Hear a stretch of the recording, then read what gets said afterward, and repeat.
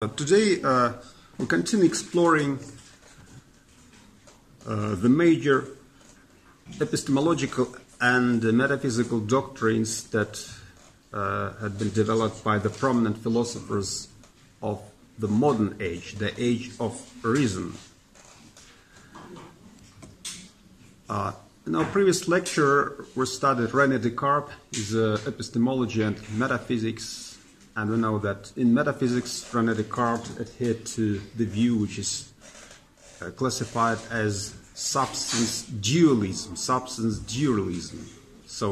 according to René Descartes, the reality is split into two realms, identified with the substances that are absolutely separated from each other. Descartes separated mind and body and presented them as ontologically separate substances, the mind or the soul, independent of the physical world, the one which is studied by natural sciences.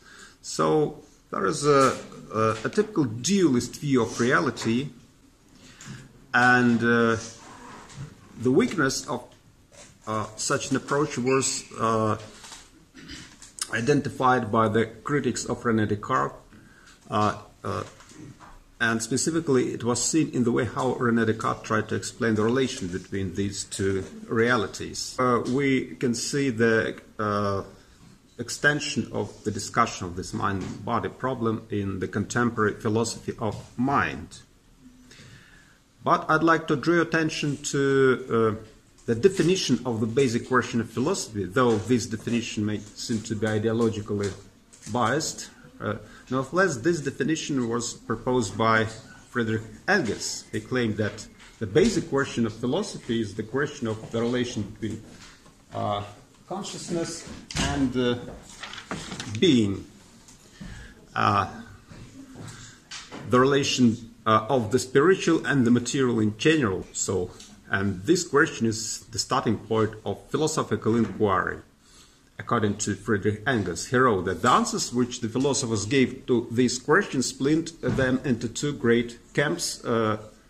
Those who asserted the primacy of spirit to nature comprised the camp of idealism. The others who regarded nature as primarily belong to the various schools of materialism. Yeah, that's a rather schematic and abstract representation of the sophisticated field of philosophical views and positions.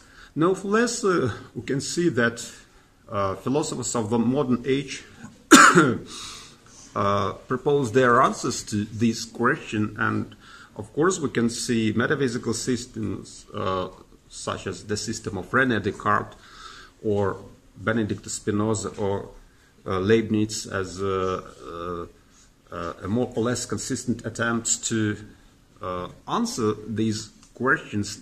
Anyway, we're going to explore, first of all, the realm of metaphysics, and then we're going to study some of the epistemological implications of these metaphysical views of the prominent rationalists of the 17th century. Then we're going to turn to the study of the empiricists.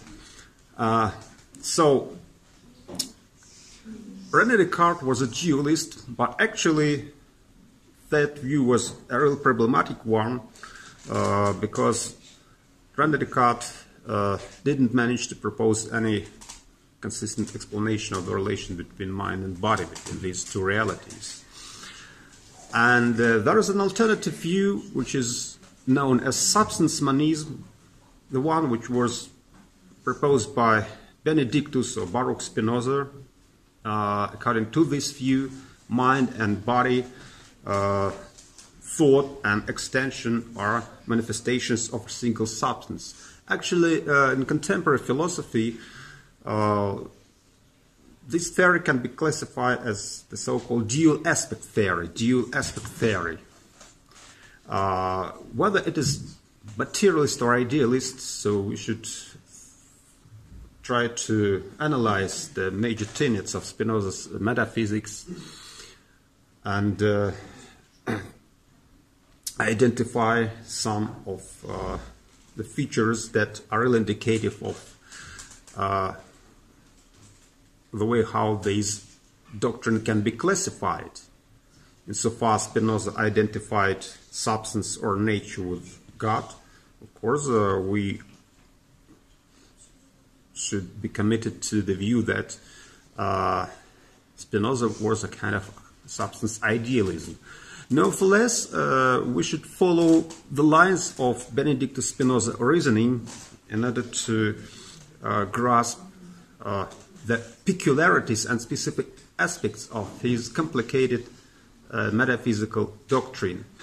Spinoza was a follower of René Descartes, and this is clearly seen in the method which he used in his major work, which is entitled Ethics, Ethica Ordine Geometrico Demonstrata.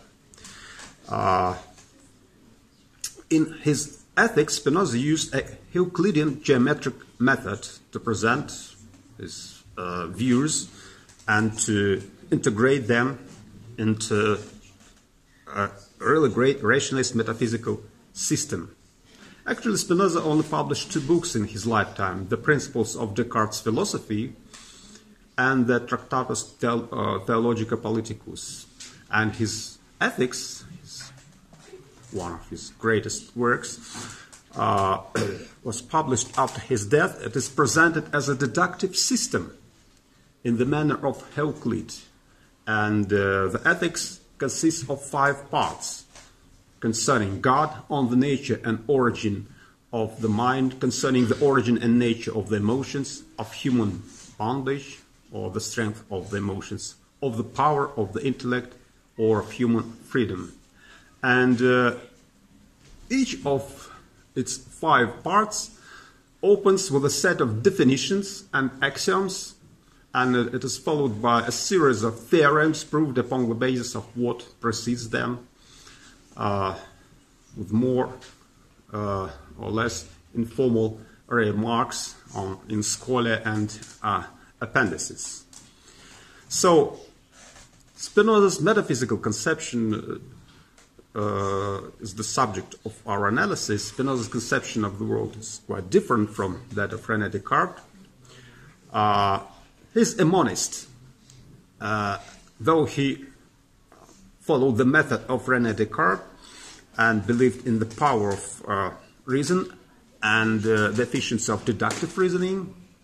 He applied this reasoning to the problems of metaphysics, and he developed a really great philosophical system. What is the major idea which underlies this system? Mind, thinking, and body, entities that are characterized by such attitude as material extension, are just 2 different aspects or attributes of a single underlying reality, which is called substance. Spinoza also calls this reality nature, and he also equated nature with God. Spinoza was a monist and determinist. He believed that absolutely everything in human behavior occurs through the operation of necessity. Though much of our success in this life, our just ability to persist in our existence, depends on our knowledge of the causes of things and of the ultimate cause, which is substance or God. That is why intellectual love of God is one of the prominent motives of our ethical behavior. So, first we should try to analyze the definitions which were proposed by Spinoza in his Ethics. We identify Spinoza's view as substance monism. Substance monism is the complex thesis that there is only one substance in the universe, and this substance is to be identified with nature or God. You see, that is a long-going philosophical tradition to analyze reality in terms of substances, attributes, modes, and that is a typical rationalist metaphysics. Later on, Martin Heidegger, one of the prominent philosophers of the 20th century, criticized this metaphysical approach. He claimed that this substance-oriented philosophical analysis mistakes that which is real entity for being. And philosophers who adhere to this classical metaphysical model of analysis are not capable of identifying the difference between entities and being itself. And the difference is the horizon with which we can approach the very nature of being as it appears to us, and which it shows to us and comes out to be comprehensible insofar we exist, insofar we have a kind of privileged access to being as human beings. So, Spinoza was a substance monist and a classical representative of this substantially oriented tradition of metaphysical analysis, and substance is his central term. Substance is defined as what is in itself and is conceived through itself. So he claims that by substance I understand what is in itself and is conceived through itself, that whose concept doesn't require the concept of another thing from which it must be formed. Besides that, substance has infinitely many attributes. Extension and thought are only two attributes which are known by us insofar we are human beings and we have souls and bodies, and insofar these two aspects are intrinsic and essential to us as human beings, we are disposed to grasp this ultimate reality in terms of things that are extended or things that are characterized by such attribute as thinking. So extension and thought are two attributes that are known by us, but in fact substance has infinitely many attributes. And by attributes, Spinoza claims, I understand what the intellect perceives of a substance as constituting its essence. So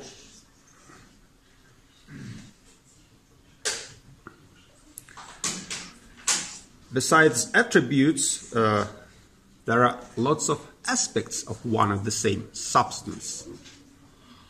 All of reality was really just one substance, and all apparently different objects were merely facets or aspects of that underlying substance, and those aspects are denoted by the term modes. Mode is defined as the affections of a substance or that which is in another, through which also it is conceived. So we can see that these are major three terms: substance, attributes, and modes. Particular material objects are finite modes of the substance under the attribute of extension. Our ideas and thoughts, they are finite modes of the same substance, which is conceived of under the attribute of thinking. So, Spinoza is a monist, and in contrast to Descartes, he consistently maintains that there is only the one substance, God, and thought and extension are among its attributes, and God has infinitely many attributes. Within each attribute, there are modes. Modes also can be classified into two subcategories: infinite modes, which are pervasive features of each attribute, such as the laws of nature. He considers the laws of nature to be infinite modes of the substance or nature, and finite modes, which are local and limited modifications of substance. And there is an infinite sequence of finite modes. That is how the world is composed of a system of modes that fall under different attributes of one and the same substance. Spinoza claims that there is only one substance, and he even proves this proposition. In the universe, there cannot be two or more substances of the same nature or attribute. So let's examine his proof of the fact that there is only one substance in the universe. The proof goes as follows. First of all, we should consider what could possibly distinguish two such substances. We assume that there is not only one substance, but maybe there are two substances, and then we should answer the question, what could possibly distinguish such substances? It couldn't be their affections or modes, because they must be different in order to have different affections. Just as two men couldn't be distinguished by the fact that one was angry and the other not. Well, this possibility rests upon their being different men. It presupposes their ontological difference. However, on the only alternative, that they are distinguished by their natures or attributes, they wouldn't be instances of what is denied. An attribute is simply a way of conceiving the essence or nature of a substance. And since an attribute is simply a way of conceiving the essence of a substance, any shared attribute implies a shared essence, which in turn implies the same set of attributes as ways of conceiving it. So if substances have or conceived through the same set of attributes, there is nothing that could possibly distinguish them. Therefore, there is only one and the same substance. So let's go further. The next crucial proposition affirms the necessary existence of God. And Spinoza proposed his own ontological argument. And he derived this argument from the proposition according to which existence pertains to the nature of substance, and so must pertain to the divine substance. And this is derived in turn from another proposition which claims that it is impossible of one substance to produce another, because such causation requires a community of nature that is impossible, granted that two substances cannot share their nature. So one might think that this only shows that if a substance exists at all, then it must exist of its own nature, and doesn't tell us which, if any, substance do exist. So the underlying thought seems to be that any coherently conceivable substance with a possibly actualizable essence must exist, since the conception of it cannot be derived from anything but its own existing self. For example, the conception of Socrates' wisdom in some non-actual situation may be derived from a proper conception of Socrates himself. And the conception of a unicorn may be derived from the conception of the universal space within which it could figure as a possible form. But in the case of a coherently conceivable substance such as God, there can be no such derivation, and its coherent conceivability must derive from its own actual being. That is a typical metaphysical logic. Next step, since a perfect substance exists possessing all attributes, and since there cannot be more than one substance possessing the same attribute, it follows that this perfect substance is the only substance, since there are no attributes left for any other substance. That's the central claim, and that is the conclusion of his argument which he developed to support the claim that there is only one substance. So, we can say that all ordinary finite things are modes of this one substance. That is, they stand to it as, say, an emotion pertains to a person or a movement to a moving thing. My motion is the mode of my being. Thus, the existence of a person consists in the one substance being in a certain state, just as the existence of my joy or anger consists in my being in a certain emotional state.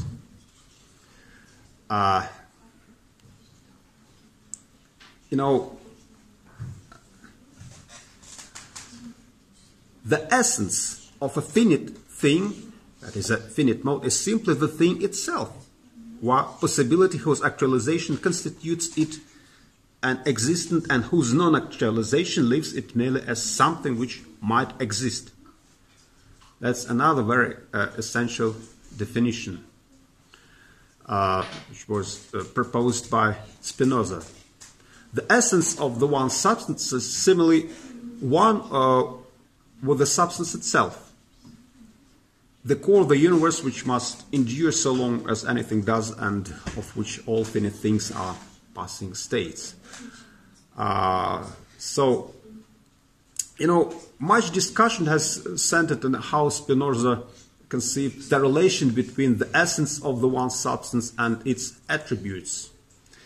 There are at least two interpretations of how Spinoza conceived the relation between the essence of the one substance and its attributes. Subjective interpretation. So this interpretation regards attributes as the subjective appearances to a mind of some unknown ultimate nominal essence or thing in itself, if we apply that term, which was later invented by Immanuel Kant. And objective interpretation. Modern commentators mostly prefer the subjective interpretation, according to which attributes are genuine constituents of the essence rather than a veil behind which it hides. Yet, there is a kind of intermediate position that each attribute is one of various alternative ways of conceiving the essence correctly. Thus, the world can be truly seen either as a physical system, the attribute of extension, or as a mental system, that is, a system of ideas, the attribute of thought. While there are other, in principle, possible ways of seeing it, there are known attributes beyond human mental capacity. He identifies substance with nature or God, qua system of thought. God or nature is the idea of itself, or physical system, and every finite thing as mode of the one substance is both a physical thing and the idea of that physical thing. That is the component of God's mind, which is his awareness of it.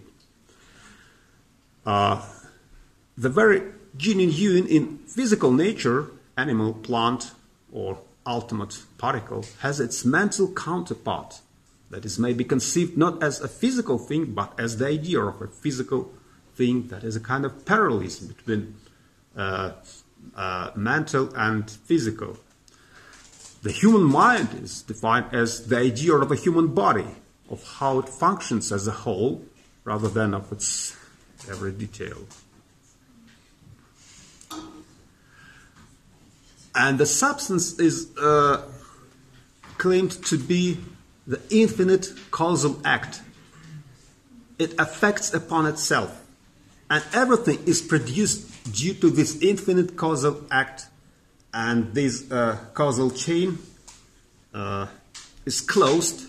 Substance is an infinite causal act which is closed. Self-closed causal act. So Spinoza understands substance on the basis of the idea of casus sui, the cause of itself.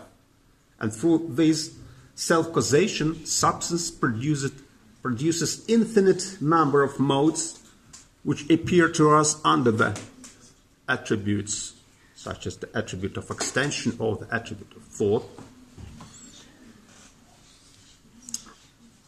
And this is related to his ethics.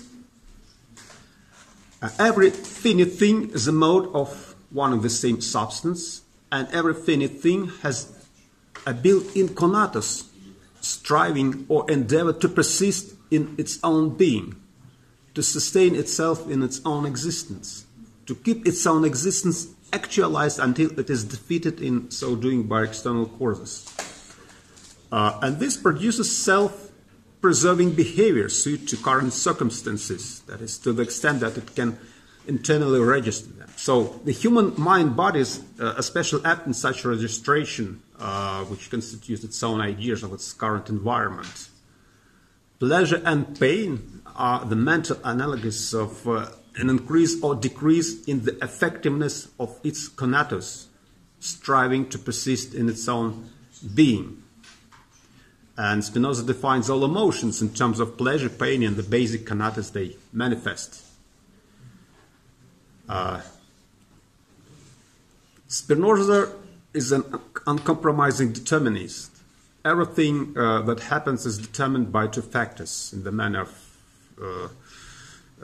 other classical determinists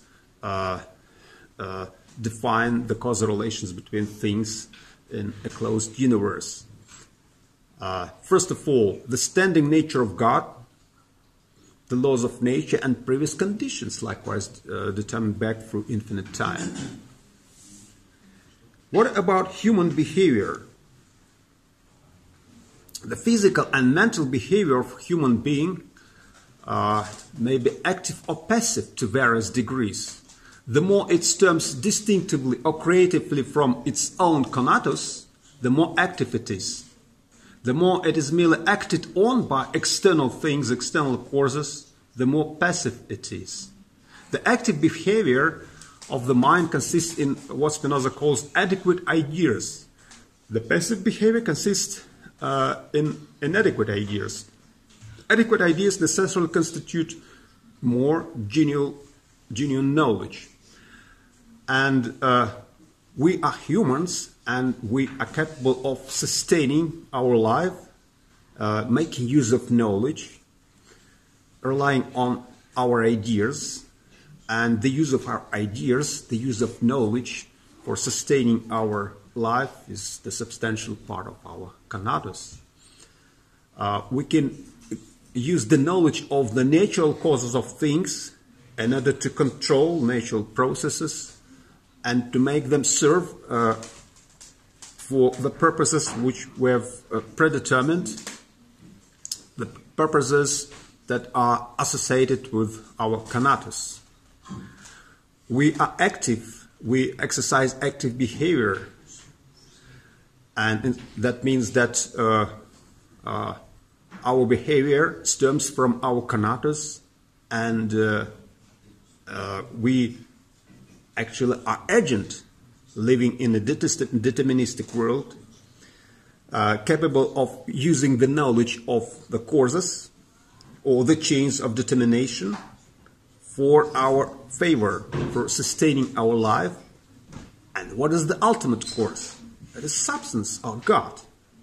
So we aspire for getting knowledge of God as the ultimate cause, and the intellectual love of God is the major ethical motive. Spinoza's doctrine also had a set of epistemological implications. According to Spinoza, knowledge has three main grades in order of its adequacy. Knowledge by hearsay and vague experience, knowledge by general reasoning, and intuitive rational thought. Or we can present it in alternative terms, such as the lowest kind of cognitive awareness, which is associated with opinion or imagination. The second, a more sophisticated kind of knowledge is associated with reason, or ratio. And the third kind of knowledge, intuitive knowledge, senza intuitiva. The first, or the lowest kind, is opinion or imagination. It includes random or indeterminate experience and knowledge from mere science. It thus depends on the confused and mutilated deliverances of the senses, and in most cases it is inadequate. The second kind of reason, it depends on common notions, features of things that are common to all and equally in the part and in the whole, or an adequate knowledge of the properties as opposed to the essences of things. The third kind of knowledge, intuitive knowledge, it proceeds from adequate knowledge of the essence or attributes of God to knowledge of the essence of things, and hence proceeds in the proper order, from causes to effects. So we should look at the world sub specie eternitatis, just from the perspective of it's being related to eternity. Yeah? So both the second and third kinds of knowledge are adequate. And the third kind is preferable, however, as involving not only certain knowledge that something is so, but also knowledge of how and why it is so. And this knowledge enables us to sustain our life, to persist in our existence, to actualize our conatus. That is the core of Spinoza's ethics.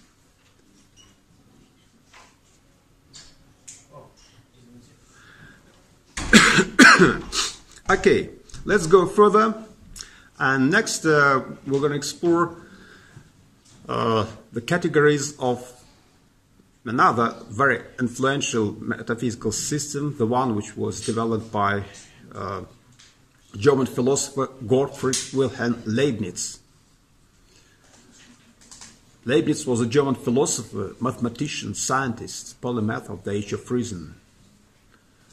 He was an author of a set of works, and among his philosophical works, the most influential one is so-called monadology.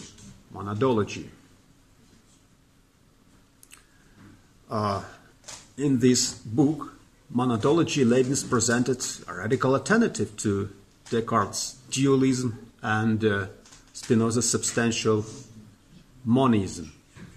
So we're going to study Leibniz, and let's examine some of the tenets of his theory. So according to Leibniz, the ultimate reality consists of immaterial points, power points, or the centers of force, which he identified as monads. So he transformed the classical concept of an atom into the concept of something which is immaterial and which is not subjected to any division. Then he added the idea of some propensity or force to the concept of such a metaphysical atom, which is called a monad. Then he attributed a set of mental properties and the abilities of representation and apprehension, which are essential to monads. And then he built in these monads or monadological structure of the universe into a certain framework which is based on the principle of the pre-established harmony. So that is the overall design of his metaphysical theory. The real world is actually composed of eternal, non-material and mutually independent elements, monads. Material world that we see and touch is phenomena beta fundatum, or just phenomena, appearances or byproducts of the underlying real world.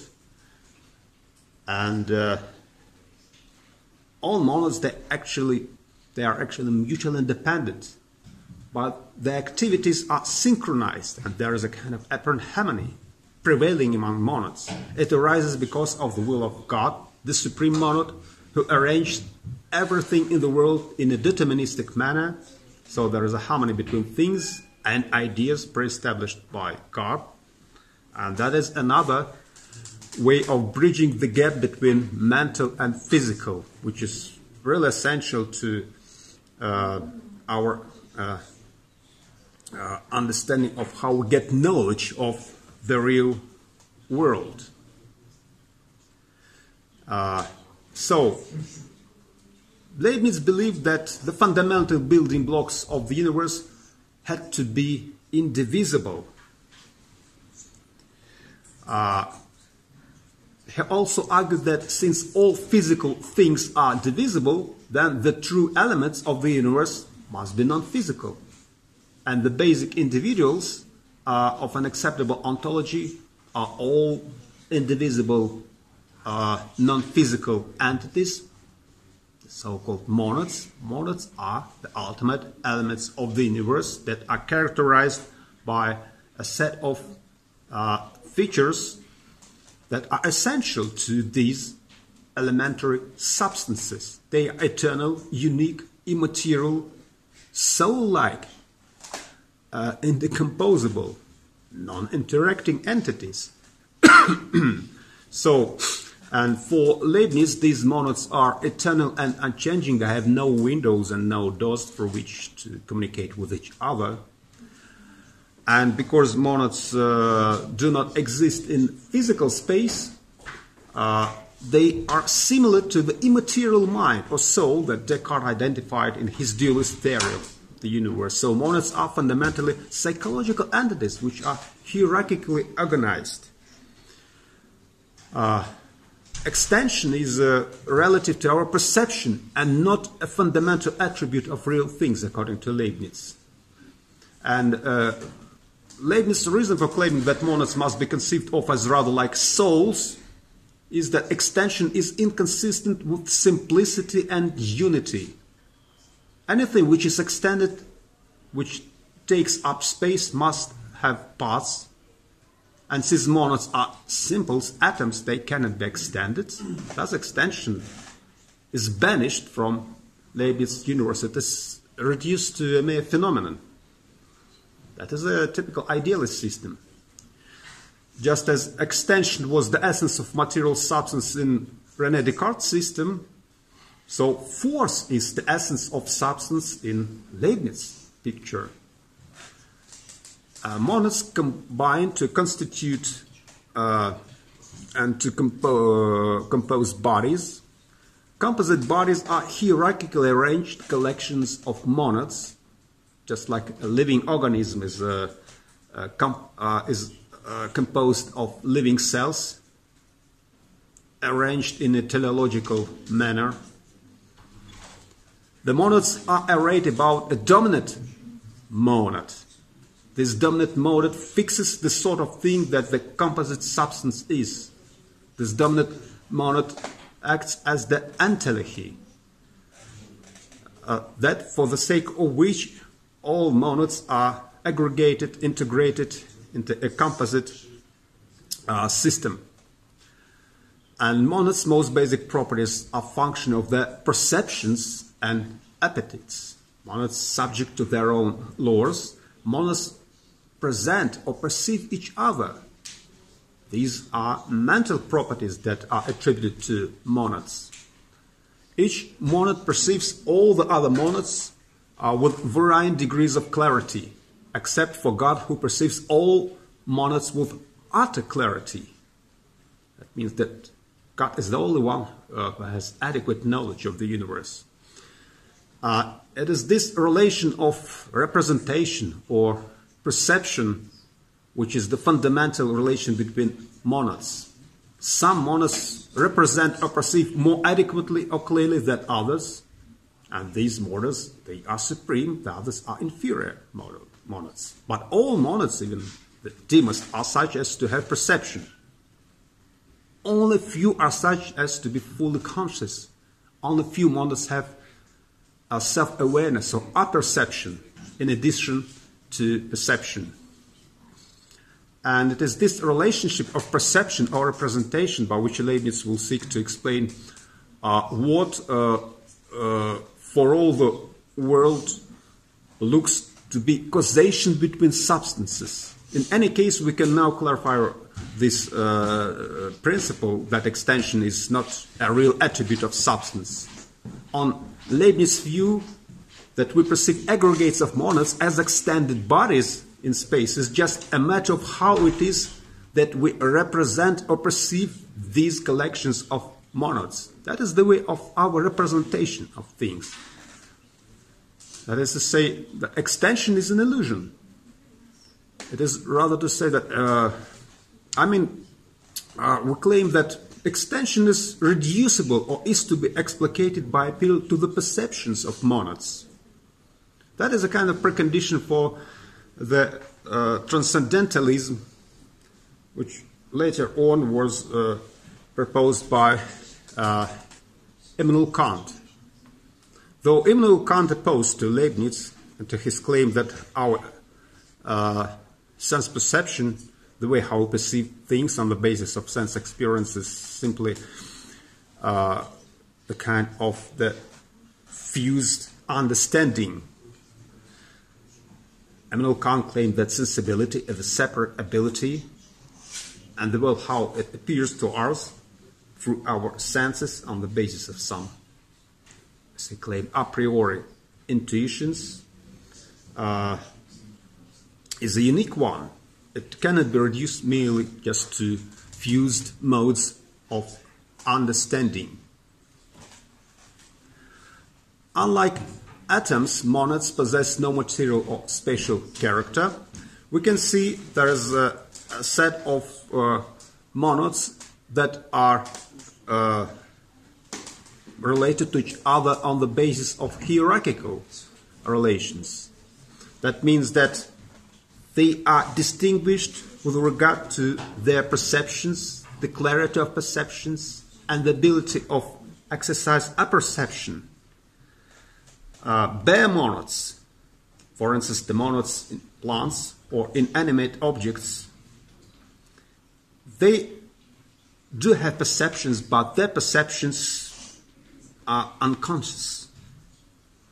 And the corresponding types of appetitions are unconscious too. Besides that, as we can see, Leibniz follows some lines of thought that previously had been explored by Aristotle. Non-rational souls, the souls that can be identified as belonging to animals, for instance, they are characterized by unconscious perceptions and sensations, which may be conscious. But unconscious and sensible appetitions are attributed to animals as having these non-rational souls, with the central or dominant monads, and minds, God as the central monad. And human beings, they are characterized by a set of unconscious perceptions, sensations, and self-conscious, rational perceptions. And that's what makes us superior over other kinds of entities.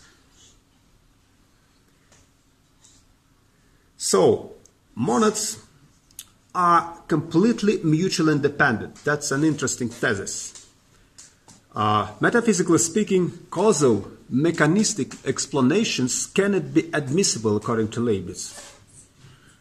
For genial substances are real, self-enclosed unities. There are no causal relations between individual substances.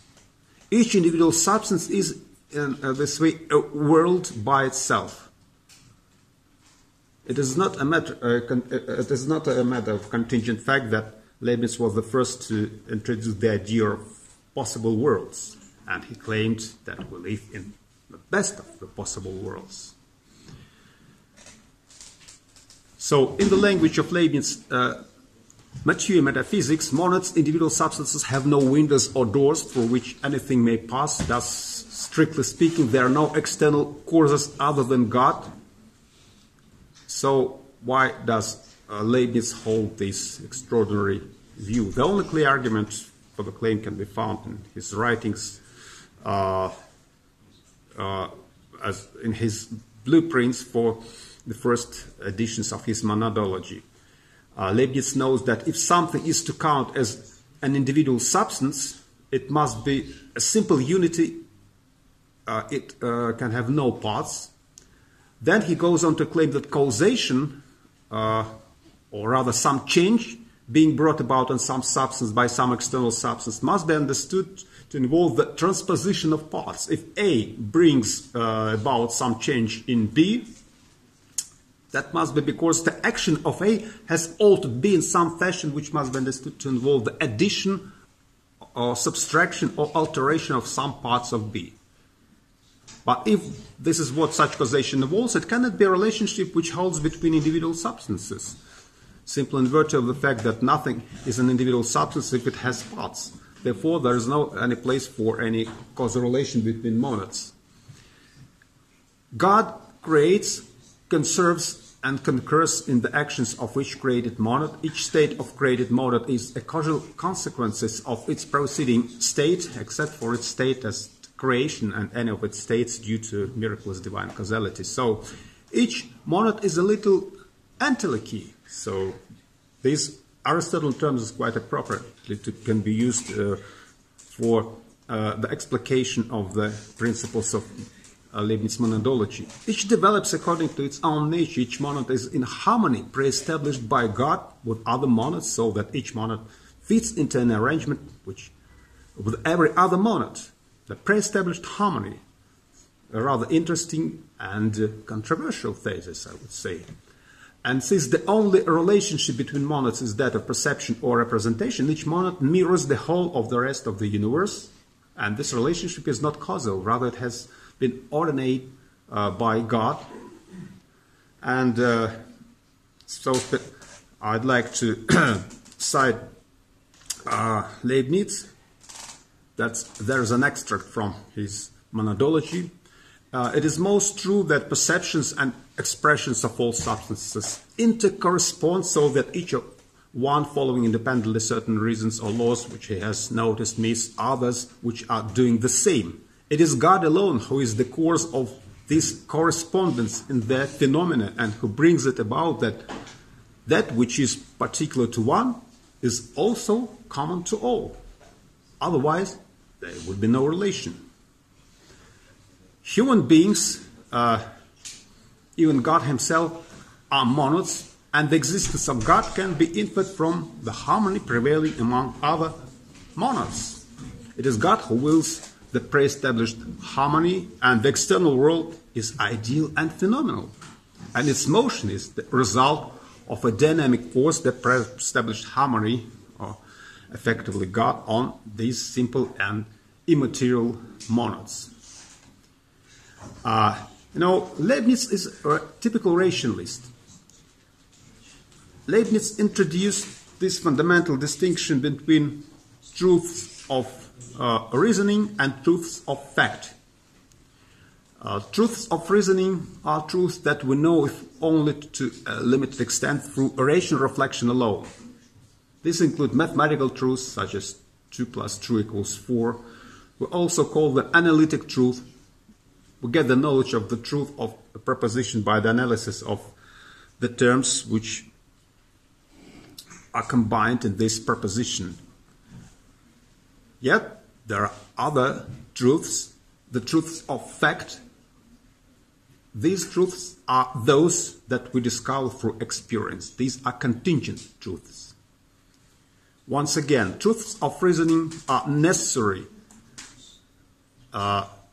Truths of reasoning are such propositions that are true in all possible worlds.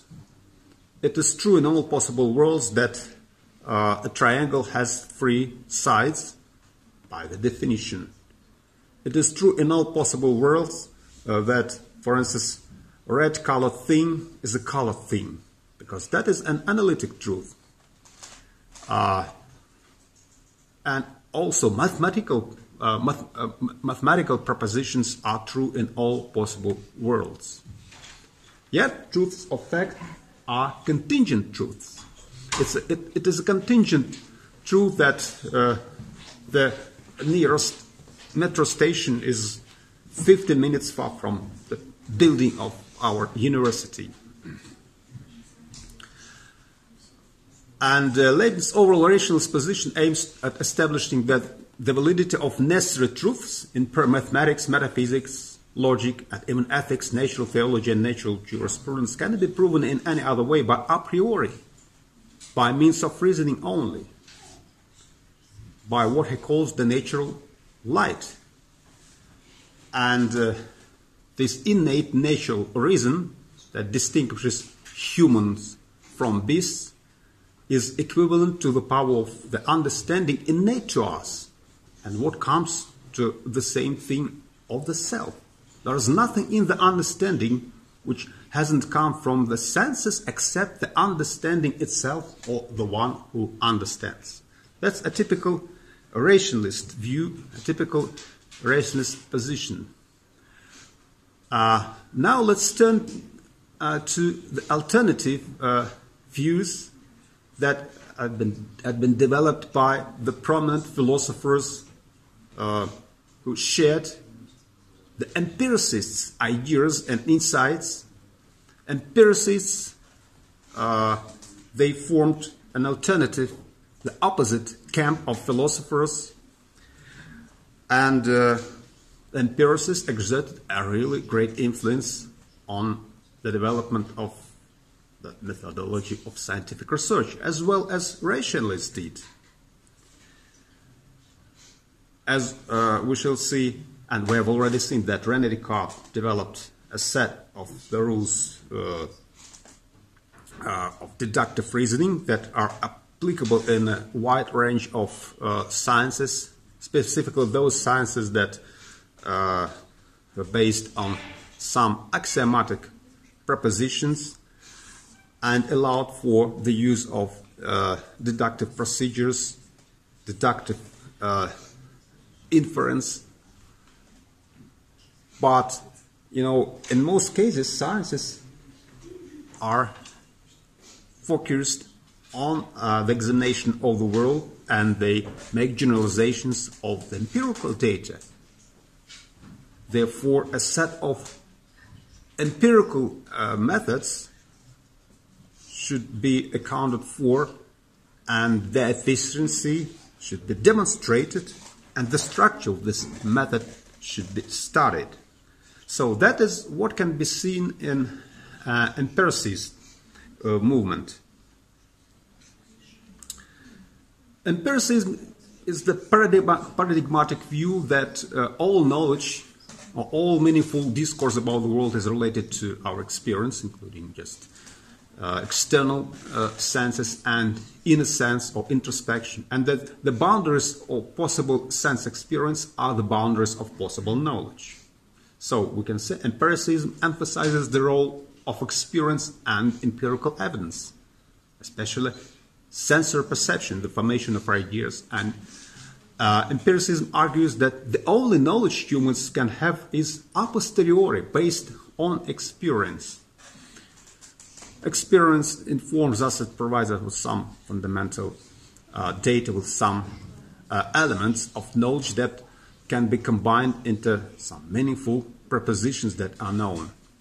But the building blocks of knowledge and the initial data can be derived from experience. Empiricism relies on induction or inductive reasoning, just making generalizations based on individual instances in order to build a more complex body of knowledge from these direct observations from what is given in perception. So there is a set of classical British empiricists, such as Francis Bacon, Thomas Hobbes, John Locke, George Berkeley, and of course David Hume. We're going to examine empiricism through the exposition of the major ideas developed by the prominent philosophers who belong to this movement. And we begin with Francis Bacon, who was an English philosopher, statesman, essayist, and scientist. And he argued for the application of inductive reasoning used by modern science. And Bacon's most essential work was the new organon, the new instrument of method for acquiring useful knowledge.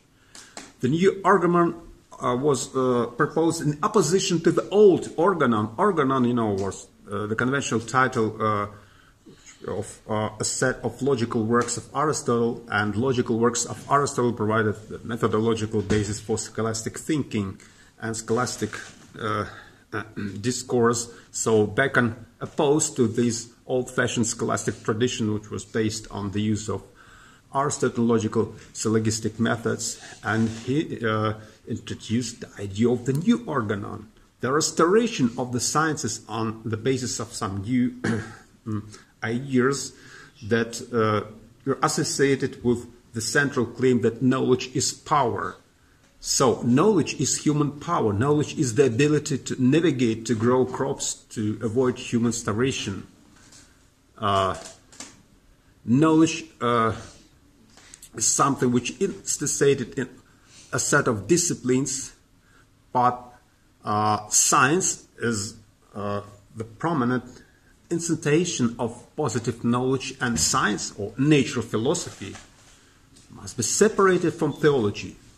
Natural philosophers or theologians shouldn't interfere in each other's disciplines. The method of induction from particulars to generalization is tested by experiment. So the question is not what follows from a given axiom, but from observing the particulars of the world and making appropriate generalizations and determining regularities. Science is a dynamic, cooperative, cumulative enterprise. Science is always self-correcting. That's a really essential account of this scientific knowledge. So the only knowledge of importance to man is empirically rooted in the natural world. So first of all, Francis Bacon claimed that we should somehow clean our mind from false prejudices, false notions, preconditions, dispositions, and tendencies which distort the truth.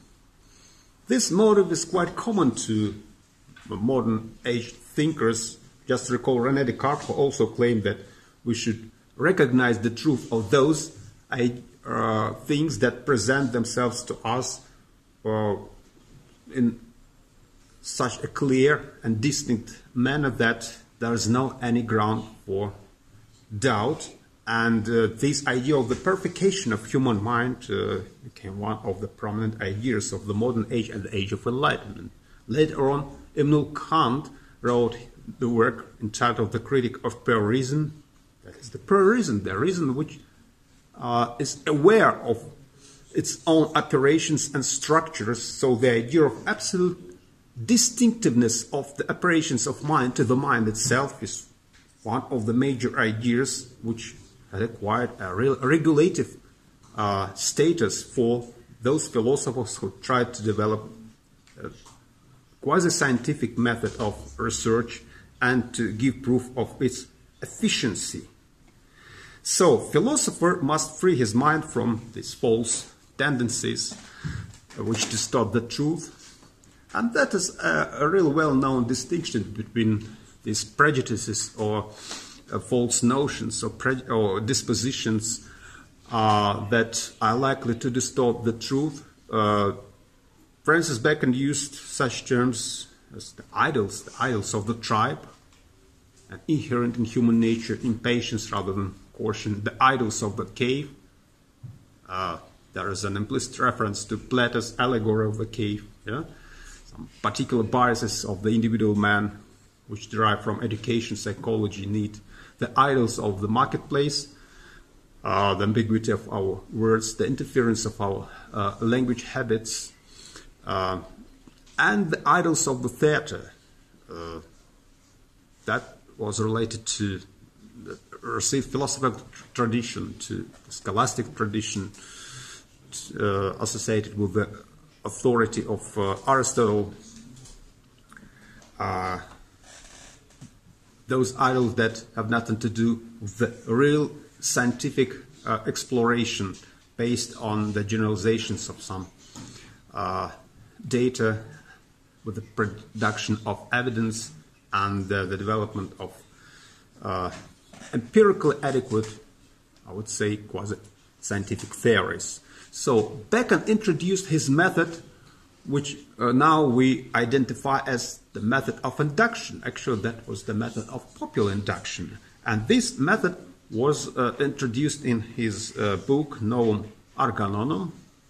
There is a set of stages of scientific inquiry, and the first stage in any investigation is the gathering together of natural and experimental history. I'd like to draw attention to the fact that this method is a rather complex one. It cannot be reduced merely to the generalization of some contingent empirical facts or the processing of some sensory data. Francis Bacon claims that we should begin with the study of a natural and experimental history. And Bacon's examples include histories of the rainbow, of honey, walks. So natural histories record not only material gathered from the ordinary workings of nature, but also novel phenomena generated by human activity, and nature was to be put to the question. So the human understanding needed to be purged and cleansed, and this had to be done by an immersion into the world of experience in its variety. So the method of induction is a method which assumed the application of a set of procedures. Specifically, Bacon introduced his methodology as that which involved the use of 3 tables for processing empirical information. The first one is the table of essence and presence. We should list all the situations in which the nature under investigation is present. Then we should build up a table of deviation or absence in proximity. We should describe all those situations which are as close as possible to those in the first table, but where the nature under investigation is absent. And finally, the third table is needed. The table of degrees or comparison. That is a list of those situations where the nature in question varies in intensity together with details of the circumstances accompanying this variation. So, when first table drawn up, the second and third tables would both be incomplete in that they would contain gaps corresponding to entries in the first. And one of the chief functions of experiment was to remedy these defects, to fill in the gaps in these tables. So we should use this experimental method. And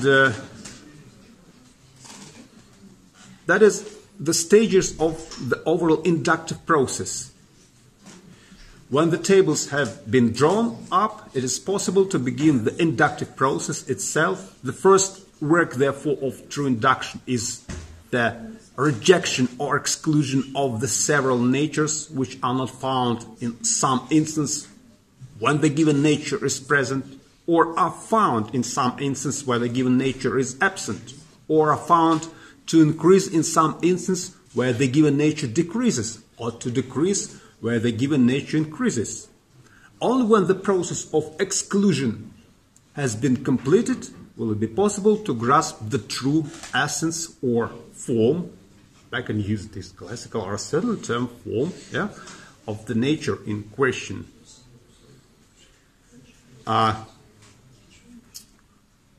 This inductive method rests on several presuppositions. Among these presuppositions are as follows.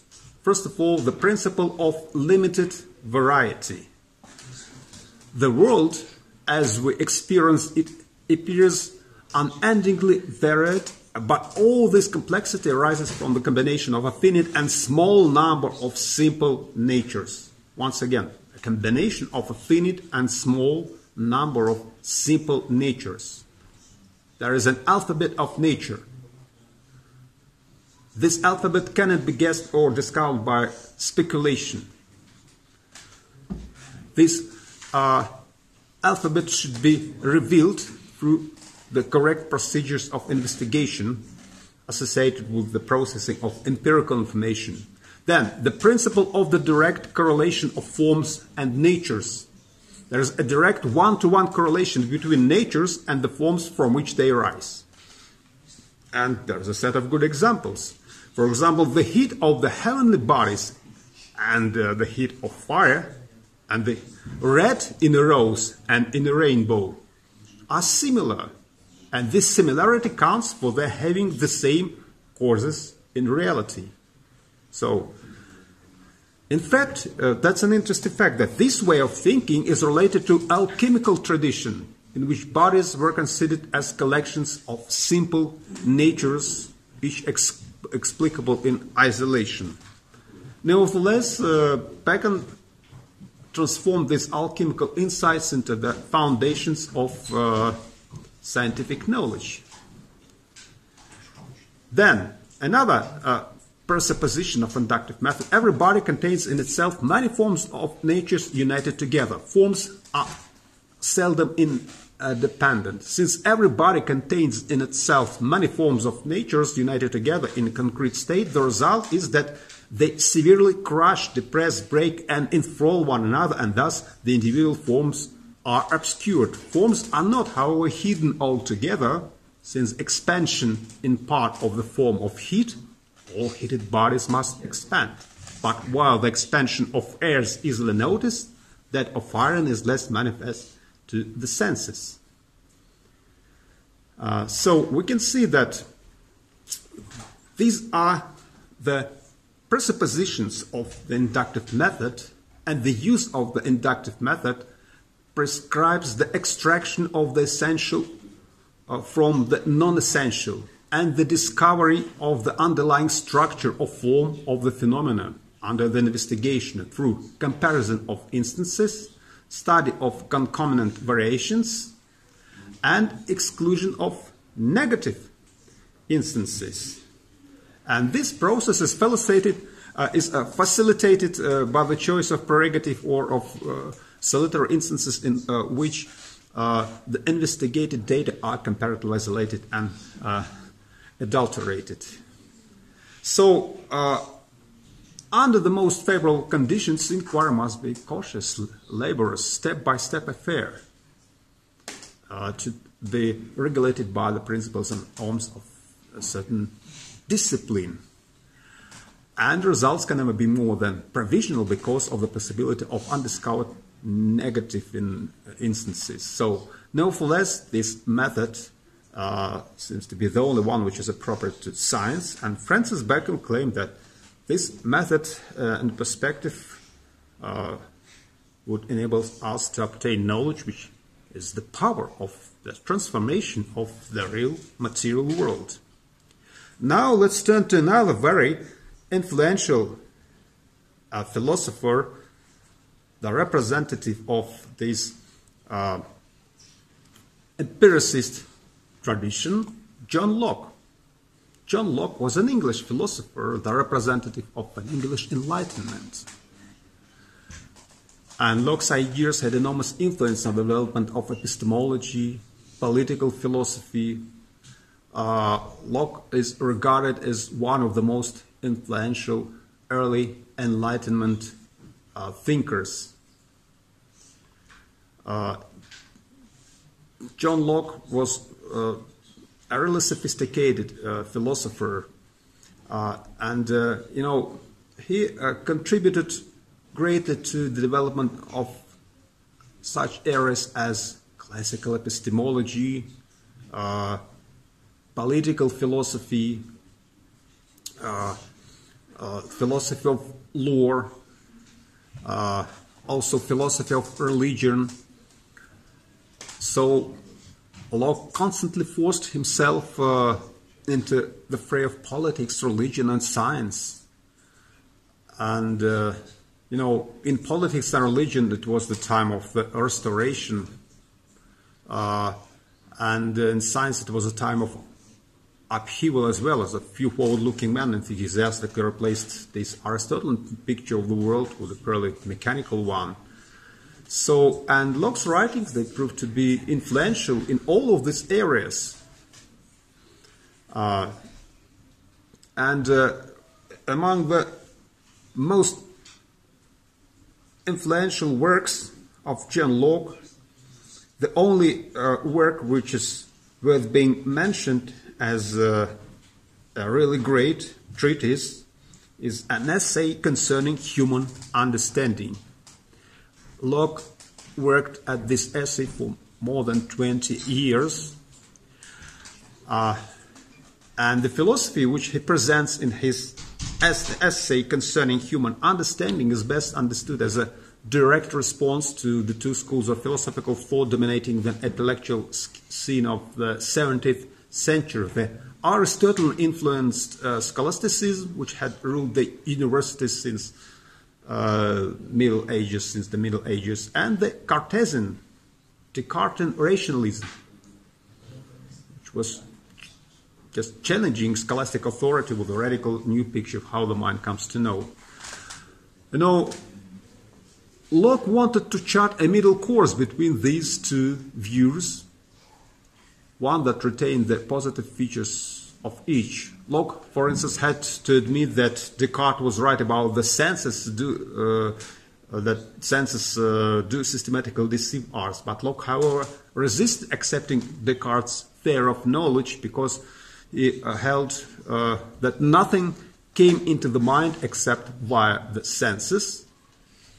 And his essay concerning human understanding is an attempt to reconcile his empiricism with his commitment to the new science. Locke's aim was just to defend an empiricist model of the mind while cleaning the way for new ideas about the nature of reality. So, what are the main principles of John Locke's epistemology? In an essay concerning human understanding, Locke introduced the empiricist approach that would be adopted by the British empiricism movement. Knowledge is a fundamentally different phenomenon from belief. That is one of the tenets of Locke's epistemology. Knowledge is typically accompanied by belief. It is not, though, to be identified with belief. Knowledge is direct awareness of some fact.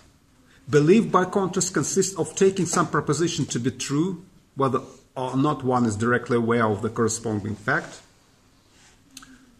Of what sorts of facts do we human beings have direct awareness? And Locke's answer is only of facts that consist of relationships among our ideas.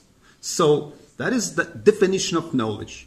Knowledge is the perception of the relationship between ideas. That is one of the paradigmatic definitions of knowledge. Locke regarded ideas as mental objects, and he regarded some ideas as being representations of other entities. Yet the major tenet of empiricism is that which is expressed by the claim that nothing in the intellect, not first in the senses.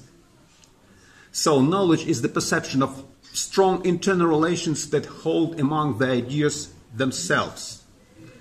We get ideas as the elements of knowledge from experience. The mind begins as a blank state. And experience prints ideas on our mind via the senses and reflection. So everything in our mind is an idea. All ideas take one of two routes to arrive to our mind. Either they come in through the senses, or else they come in through the mind's reflection on its own operation. That's why all ideas as the objects of our mind are acquired by two kinds of experiences. Sensations are the impressions our senses leave on the mind, and reflection is the mind's experience of its own operations. And Locke also classifies our ideas into two basic types, simple and complex. Simple ideas are the building blocks of complex ideas. So simple sensations or reflections combine to form complex ideas. So the only input is ideas of sensation and reflection. The mind works on these by such operations as combination, division, generalization, and abstraction. And Locke claimed that there are no innate ideas. The mind is furnished with ideas by experience alone. Thus, our knowledge is limited to our experience of the world. So we can see that just at birth, a baby brings no ideas into the world. Its mind is completely blank. This means that everything that it will know will come from the world around it. Locke opens his essay with an attack on the notion of innate knowledge. And Locke is particularly keen on demolishing the nativist position because it had recently gained renewed currency among the intellectual circles, particularly in response to René Descartes' philosophy. Descartes believed that inborn in our minds are certain mathematical ideas, metaphysical ideas such as the idea of God, and eternal truth, such as the truth that something cannot come from nothing. Locke begins by attacking the possibility of innate principles, such as the principle whatever is, the principle of identity. And then he moves on to attack the possibility of innate ideas, such as the idea of God and of infinity. So, the structure of the argument against innate principles is very simple. If, in fact, there are any innate principles, then everyone would assent to them. But there are no principles to which everyone assents. Therefore, there are no innate principles.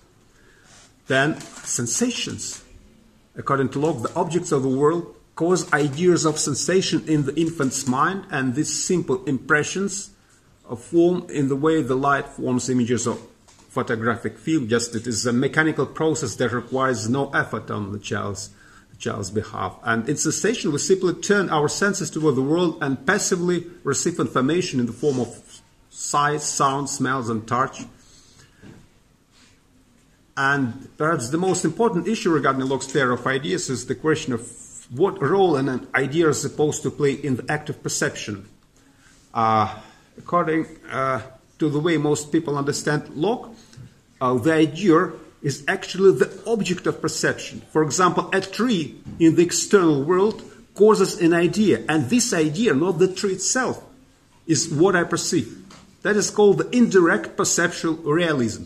Then, of course, I can make inference and can try to translate just the language of my phenomenal experience into the language of physical objects and their properties and relations. Nevertheless, we act under the veil of perception and ideas of reflection.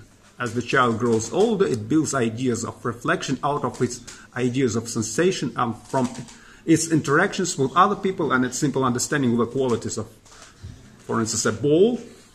It can create the idea of soccer. Yeah? So, finally, we have no knowledge of what underlies experience. That's another very essential claim. We have no rational knowledge of what mind and matter are. This in contrast to René Descartes. We know the nominal sense, not the real essence of matter. We can never know the inner nature of things around us, only their behavior and the way in which they affect us and other things. This claim, the claim about phenomenal character of our experience, was emphasized by Immanuel Kant, who claimed that, first of all, we have access to the appearances, to how the world appears to us, but not to the things as they are in themselves. But the next major step, which was made by Immanuel Kant, is to demonstrate that the nature as we know it is the product of our own constructive activity in which we employ the a priori forms of intuition and the a priori forms of our understanding. And they work together, which enabled Immanuel Kant to overcome this divergence of the rationalist and empiricist view of the structure of our cognitive process. Okay, that is all for today.